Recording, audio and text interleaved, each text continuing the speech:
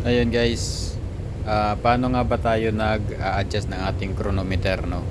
So paano kami nag-a-adjust ng orasan namin sa barko? So for example ngayon, 1 hour retard tayo, no? Yan. So aatras yung oras namin sa barko ng 1 oras. So ipakita ko muna sa inyo yung orasan. Yan. So ito yung orasan namin ngayon. So ang oras namin is 12 o'clock, no? Midnight na dito ngayon. So atras kami ng 1 oras. So bakit tayo umatras ng 1 oras? Syempre, no, pag yung ating longitude nagbabago na kasi tumatakbo yung barko, so every 15 degrees ng ating longitude nagbabago ng 1 oras. Yan. So ngayon yung course natin southwest, no, so westerly tayo, papunta tayong west, then magbabawas tayo ng 1 oras, no, magbabawas ng oras yan.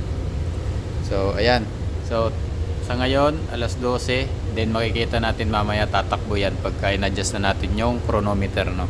So, chronometer ang tawag dito guys. Dito sa, yan.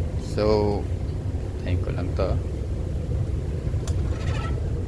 So, ito yung chronometer namin, no? So, dito kami nag-adjust ng oras para buong orasan dito sa loob ng akomodasyon sa barko is sabay-sabay siyang ma-adjust, no? So hindi na kailangan manu-manuhin isa-isa. So lahat yan synchronized nandito sa ating chronometer. So paano nga ba mag-adjust ito? So madali lang, no? Dito kasi syempre iba't ibang barko, iba't ibang equipment din yung hawak nyo doon, no? So depende sa operational procedure ng inyong chronometer on board. So dito madali lang naman dito. Pupunta ka lang sa menu.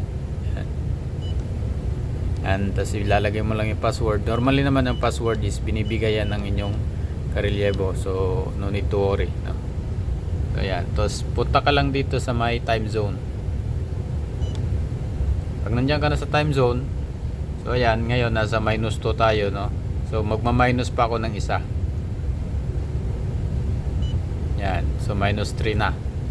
Then enter ko lang yan. So ayan, nag-adjust na siya kasi napalitan na natin yung zone time, no?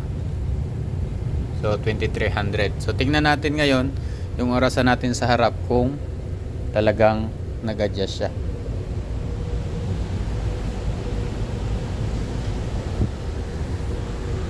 So ayan guys, tumatakbo na siya ngayon. Yan, tumatakbo na yung orasan na yan. So papunta na yan sa alas 11 pabalik. Pagkadating ng alas 11, papara yan, then magiging normal ulit, no? So lahat ng orasan sa barko, sa loob ng akomodasyon, lahat pare-pareho sila, synchronize sila dyan. So ang local time namin nagbago na. So ayan, antayin lang natin mamaya pagka tumigil na siya sa alas 11. So ayun, malapit na siyang pumara, no? Magno-normalize na yan siya. Ayan na. So pumara siya ng alas 11, 2300, no? 06 minutes. So yan na yung normal na oras ngayon, no? Lahat yun nakasynchronize, yung sinabi ko kanina, nakasynchronize lahat ng orasan sa barko. So ganun lang siya kadali mag-adjust ng ating chronometer sa barko, no? Then syempre take note lang na katulad ng sinabi ko kanina, iba't ibang chronometer, iba't iba yung procedure ng pag-adjust, no? So depende na lang yan doon sa inyong sasampahan na barko, pero dito madali lang, no?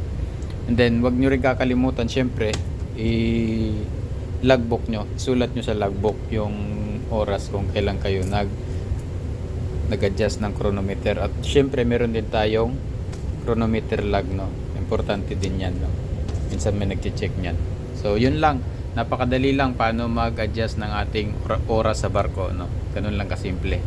Salamat at kita-kita ulit tayo sa sunod na video.